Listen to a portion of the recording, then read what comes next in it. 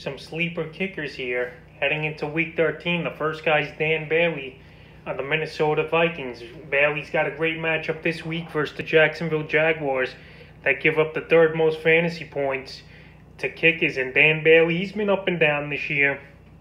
He hasn't had many opportunities as well. This Viking team, they score a lot of touchdowns, especially with Dalvin Cook over there, Adam Thielen, and Justin Jefferson. But in this game, I think they're going to be in the red zone most of this ball game's Minnesota. He's going to get opportunities to kick the ball.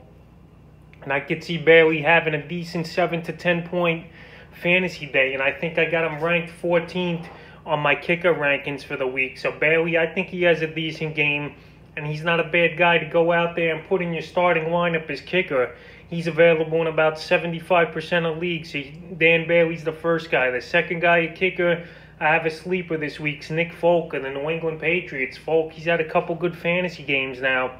The last few weeks, he had 9 fantasy points last week was Folk in that victory versus the Arizona Cardinals. Now, this week, he's got a pretty decent matchup versus the Los Angeles Chargers that every team scores on, it seems like. Kickers, they have their way usually and get almost double-digit fantasy points. We saw Tyler Bass last week have double-digit fantasy points versus this team. And Folk, he's pretty accurate this year.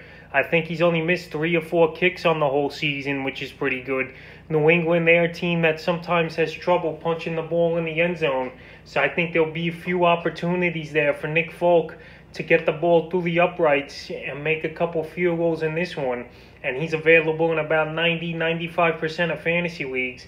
And the third and final kicker I'm going to look as a sleeper this week, Cristiano Santos of the Chicago Bears. He's been on this list a few times over the past few weeks, but Santos, he's a pretty accurate kicker. He's got a few double-digit fantasy point games within the last 4 weeks, and this week he's got a decent matchup versus Detroit. Just the only thing that's not going to go his way, that weather in Chicago is probably going to be nasty, cold, and that field will probably be ripped up like it usually is every December. But Santos, like I said, he's been a pretty good kicker. He could score double-digit fantasy points. He's been doing that the few times this season, and I think it's a decent guy to put in your lineup, and he's available also in 99% of leagues about. So that's 3 kickers I have as sleepers here heading into Week 13.